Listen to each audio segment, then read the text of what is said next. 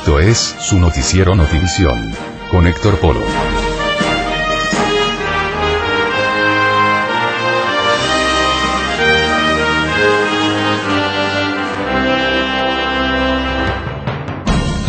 Hola, ¿qué tal? ¿Cómo está? Me da gusto saludarlos como siempre. Qué bueno que esté con nosotros en este espacio informativo de su noticiero Notivisión, que transmitimos desde Ensenada, Baja California, México, para todo el mundo. Esto a través de nuestra página en internet, www.notivision.tv. Como siempre, gracias al hospedaje de ensenadahoy.com. Y bien, tenemos bastante información. Recuerde que estamos en fechas muy importantes en México. Estamos conmemorando el Día de Muertos, así que nos vamos inmediatamente con la información. Es una tradición que en México, tanto el día 1 como 2 de noviembre, se conmemore el Día de los Muertos. Una celebración que ha pasado año tras año, ancestral, y que no nada más es poner un altar, hacer una ofrenda o incluso burlarse de la muerte. Es parte precisamente de la naturaleza del mexicano. Y es en donde se dan estas cosas. Hay lugares específicos aquí en la República Mexicana y uno de ellos es Xochimilco. Vea usted de qué manera hacen los preparativos para esta conmemoración. Sobre la avenida Guadalupe Ignacio Ramírez, las ofrendas de los vecinos de Xochimilco se dejan ver, dedicadas a diferentes personas y con diferentes temáticas. Quiero que me cuentes en dónde nos encontramos. En Xochimilco. ¿Y qué significa para ti esta fecha de Día de Muertos? Pues yo creo que es la más importante que tiene Xochimilco. Bueno, creo que todo México, por el hecho de festejar a nuestros muertos, ¿no? Estoy querido, si muero... Y si se dan cuenta, pues tenemos ahí representando lo que es el amaranto, la aceituna, una planta de olivo. Está dedicada a don Quirino Mendoza, que es el originario del pueblo de Santiago Tillehualco, compositor del Cerito Lindo.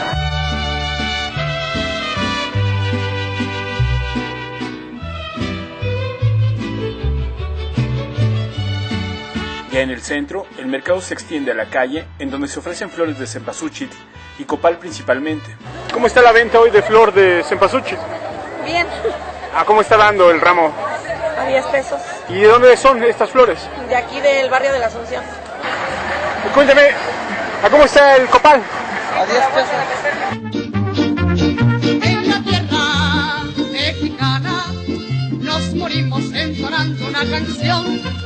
Los rebozos son cananas y las balas y el rugido del cañón son el clarín que tocará el himno de la libertad. La muerte es una evocación para recordar a los que no están, también una evocación para celebrar. La muerte es vista como sueño, viaje o camino a otra vida. Las explicaciones abundan. Sin embargo, al caminar por Xochimilco, las ofrendas nos permiten reflexionar sobre la vida, su sentido y su destino. Cabe señalar que la fiesta del Día de Muertos, ya sea de los niños como de los grandes, duraba 20 días. Bueno, durante esta fiesta se colocaban incienso, cempasúchil, que era para guiar a estos muertos para que vinieran a degustar y a convivir, digamos, un momento breve pero feliz con sus deudos. Esta tradición se ha preservado durante años hasta nuestros días. Cae la tarde del 31 de octubre, el tráfico aumenta en esta zona y la luz se va. ¿Qué te gusta más, el Halloween o el Día de Muertos? Día de Muertos. ¿Qué significa para ti el Día de Muertos? Fiesta. Calavera, si la calavera se muere, Y continuando con temas relacionados a la muerte, esto, como usted bien lo sabe, de cara a esta celebración de los muertos en este mes de noviembre, iniciados este mes de noviembre, en Oaxaca hay una celebración que ha sido ocultada por muchos años. Y esta celebración es el culto a la muerte. Es el ex convento de Santo Domingo Yanguitlán en la Mixteca de Oaxaca. En su interior se encuentra una imagen que para la religión católica no está permitido venerar: la muerte. Esta imagen, fabricada de madera y carrizo, data de la época de la colonia. Y según el sacristán del templo, hace ya varias décadas la figura de la muerte era paseada por las calles de la población en la Semana Mayor. A nosotros nos contaba mi papá que eso en sus tiempos, en las procesiones del Viernes Santo salía esa escultura, pero como en, ¿cómo dijera? Como en son de burla, ¿sí? Porque según Jesús venció la muerte, entonces iba hasta adelante, pero como en son de burla. En años anteriores tuvo participación en los Días de Muertos, y fue ahí donde tal vez empezó la confusión por venerarla, según el sacristán. En alguna ocasión se hizo una ofrenda para los muertos, donde pues a alguien se le ocurrió y en ese altar se puso la muerte, ¿no? Como imagen, por decir, pero nada más, por celebrar los muertos, celebrar los días de los muertos. Y de allí que algunas personas de México se dieron cita de venir porque dijeron que aquí se adoraba la Santa Muerte, y pues la verdad que se adore no, sino pues en esa vez se le hizo, pero a los muertos. Afuera ya nadie puede ver la imagen. Está bajo el resguardo del Instituto Nacional de Antropología e Historia. Sin embargo, la devoción a la muerte, que principalmente le tienen los comerciantes de Tepito, hace que año con año la visiten el 1 de noviembre. Según el encargado de mantener el altar, en su casa no se le venera ni se le reza a la muerte, pero sí se le respeta. No tengo ningún miedo porque pues no estamos haciendo cosas malas, ¿sí? Entonces por eso le digo que no hay miedo. Pues es la muerte nada más. En Yanguitlán, población mixteca situada a 1 hora de la ciudad de Oaxaca, la gente sabe que en el ex convento la imagen de la muerte forma parte de un grupo de esculturas de santos, que data desde tiempos de la colonia. Aunque muchos dicen que la iglesia ha insistido y obligado a no venerar la imagen de la muerte. Sin embargo, se le guarda respeto y hasta temor. El día 2 de noviembre se llevará a cabo en el estado de California, en Estados Unidos, la proposición número 19, esta que habla acerca de la legalización de la marihuana. Y bien, ha sido toda una polémica, se ha dado a lo largo y ancho, no nada más del territorio norteamericano, sino incluso en Latinoamérica. Muchos de los países han dado su punto de vista en relación a que si en el estado de California se legaliza la marihuana, las repercusiones que esto traería consigo, puesto que, como usted bien lo sabe, es ilegal tanto el transporte, el cultivo y sobre todo el consumo de este enervante. Es ahí donde el día de mañana, 2 de noviembre, se resolverá esta situación. California se convirtió hace ya 14 años en el primer estado del país en aprobar el uso terapéutico de la marihuana, que se permite también en otros 14 estados. Ahora se intenta dar un paso más. Si se aprueba, la llamada Proposición 19 pondrá la marihuana al nivel del alcohol y el tabaco en California. Los mayores de 21 años podrían cultivarla en casa y llevar encima hasta 1 onza, unos 30 gramos para uso personal. A pesar de su uso restringido, la marihuana es con mucho el mayor cultivo en California, que es también el mayor productor de Estados Unidos. Su uso medicinal es un gran negocio que genera unos 15.000 millones de dólares al año. Los que apoyan su legalización, como el expresidente de México Vicente Fox o el multimillonario George Soros, creen que es el paso lógico, porque la marihuana ya está, de hecho, dicen, al alcance de cualquiera.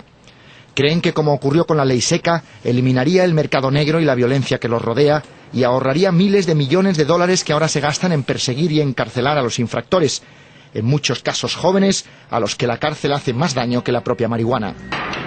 Los que se oponen a la legalización, como el actual presidente de México, Felipe Calderón, creen que aumentará su consumo, sobre todo entre los jóvenes que usarán el cannabis como si fuera tabaco, y que al legalizarse solo en un estado, en absoluto debilitará, dicen, a los violentos cárteles de la droga mexicanos. La administración Obama también está frontalmente en contra de la legalización. El fiscal general ya ha advertido que, aunque se aprobara en California, la marihuana seguiría siendo ilegal para las leyes federales. Según las últimas encuestas, el 51% de los votantes está en contra y el 39% a favor. Así que si la cosa sigue así, esta legalización podría quedarse al final en humo. Bien, como le habíamos dado cuenta a ustedes acerca precisamente de estos paquetes que fueron descubiertos a través de la inteligencia norteamericana en donde contenían sobres con explosivos, ha sido extensiva esta alerta incluso a los países de Europa. Se han suspendido algunos vuelos, sobre todo aquellos vuelos que transportan mensajería e incluso también algunos vuelos que llevan pasajeros. Esto ha ocurrido sobre todo provenientes de Yemen. Tanto Inglaterra como Alemania han tomado estas medidas. Aquí la información. El primer ministro Cameron ha convocado hoy al gabinete de emergencias. Sobre la mesa, la seguridad en los aeropuertos de Reino Unido. Allí han prohibido los vuelos de carga procedentes de Yemen. Idéntica medida en Estados Unidos y Francia. En Alemania, además, la prohibición se extiende a los vuelos de pasajeros. Y es que los paquetes bomba no se descubrieron gracias a las medidas de detección, sino por un soplo. Según la BBC, la información vino de un arrepentido de Al-Qaeda. Ahora se busca al terrorista que fabricó los paquetes bomba. Estados Unidos acusa a este hombre, Hassam al-Asiri. Utilizó pentrita, el mismo explosivo especialmente difícil de detectar que llevaba en su ropa interior el terrorista nigeriano que intentó atentar en un vuelo de Detroit. En Yemen también extreman la seguridad y buscan a la mujer que envió realmente los paquetes, tras demostrarse que suplantó la identidad de esta joven estudiante a la que habían detenido en un primer momento. Hoy sus compañeros de la universidad la han recibido con una manifestación de apoyo. Yemen pide más ayuda en inteligencia y tecnología para luchar contra Al-Qaeda. Dilma Rousseff es electa nueva presidenta de Brasil. Como usted sabe, proviene de las filas de Lula da Silva. Ella fue ministra de Minería, así como también jefa de gabinete. Ella ha mencionado que seguirá el ejemplo de su antecesor y eso será parte de su trabajo, sobre todo seguir y continuar abatiendo la pobreza allá en Brasil. Lo primero que hizo Dilma Rousseff al saberse ganadora fue ir a hablar con Lula. Luego entró a este hotel y vivió su primer baño de masas como presidenta electa. Y en su discurso de la victoria volvió a acordarse de Lula. La tarea de sucederle es difícil, un desafío, pero sabré honrar su legado, sabré consolidar y avanzar su obra. Y es que la figura de la nueva presidenta no se entiende sin Lula. Él la llevó al gobierno, la sentó a su lado, primero como ministra de Minas, luego como jefa de gabinete. Lula confió en ella, una mujer técnica y muy trabajadora. Confió tanto que, si estos días hemos visto a Dilma Rousseff como candidata, fue por una decisión directa del todavía presidente, que no sentó bien en el seno del Partido de los Trabajadores. Rousseff conoce bien a Lula da Silva, son amigos y habla casi a diario con él. No faltará comunicación entre ellos. Llamaré siempre a su puerta y tengo la certeza y la confianza de que la encontraré siempre abierta. Consejos no le van a sobrar a esta economista que, sin presentarse antes a ningún cargo electo, ha llegado a presidenta. Rousseff, 62 años, no lo tuvo fácil. Es hija de un emigrante búlgaro y de joven tomó las armas para luchar contra la dictadura. Pasó casi 3 años en prisión. Ahí forjó un carácter duro y muy exigente. Es una técnica y exige que sus subordinados tengan también una visión técnica del mundo. En junio estuvo en España, pero ni tiene ni se ha ganado aún el bagaje y el prestigio internacional de Lula.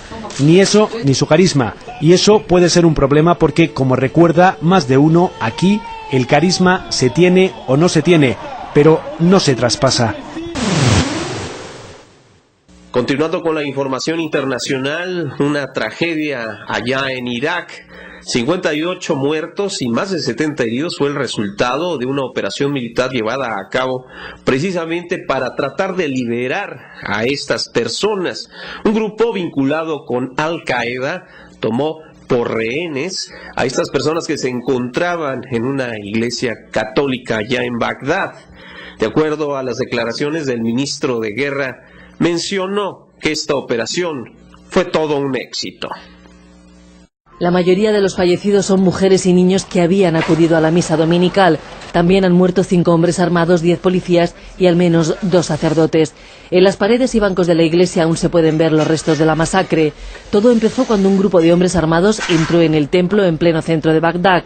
Al parecer eran miembros de Al-Qaeda que exigían la liberación de presos islamistas de Irak y Egipto. Y este es el momento en el que tropas iraquíes entran para liberar a los rehenes. La mayoría de las víctimas, según algunos testigos, murieron durante el enfrentamiento entre la policía y los terroristas.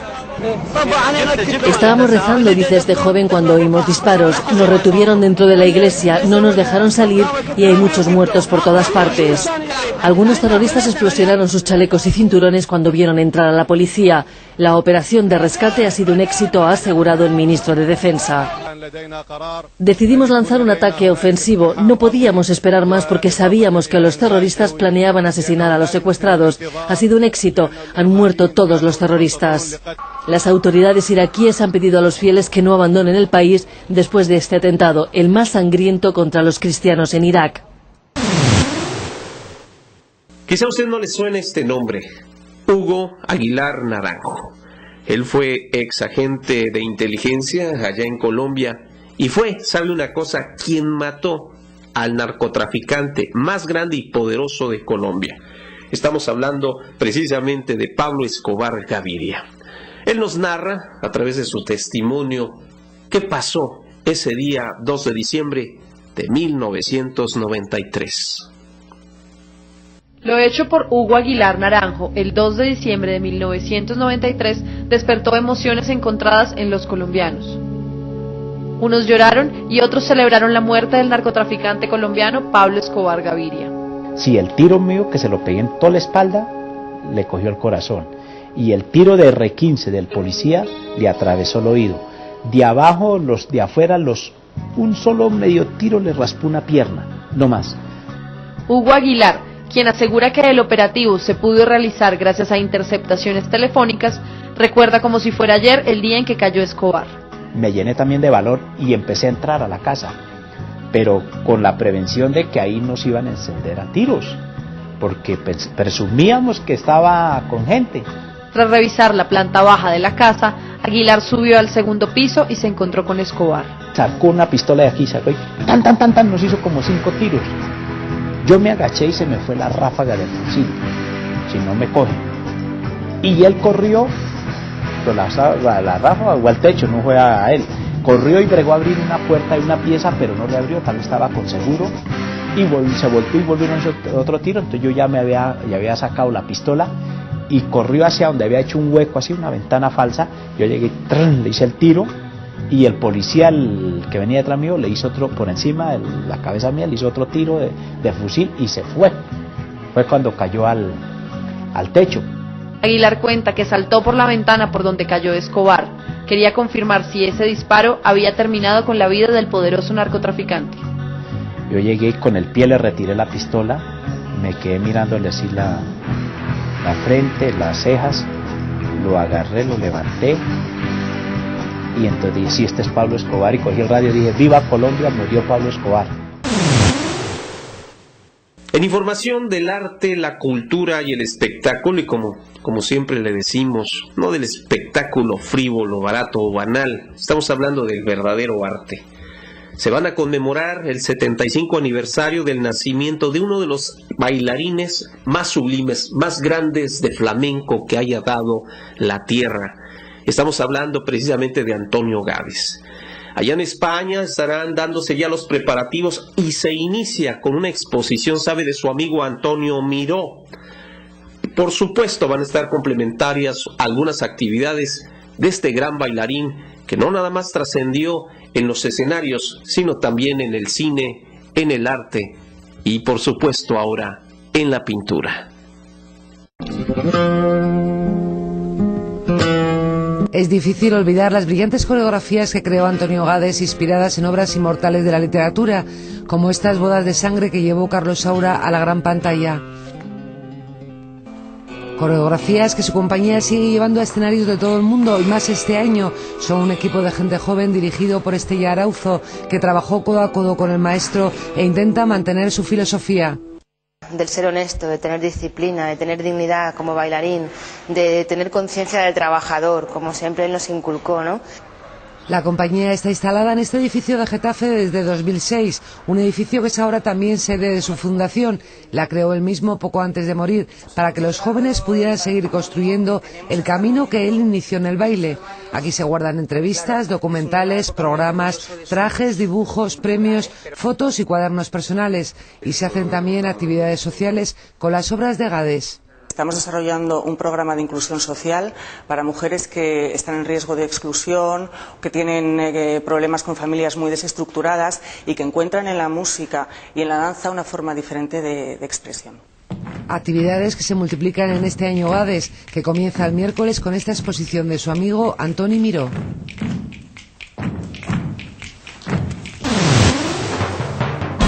Gracias por haber estado con nosotros en este espacio informativo de su noticiero Notivisión. Y como siempre, yo le espero el día de mañana con más información. Y si va usted a pedir una calaverita, no reciba dulces, pida mejor un hueso. Soy Héctor Polo. Pásela muy bien.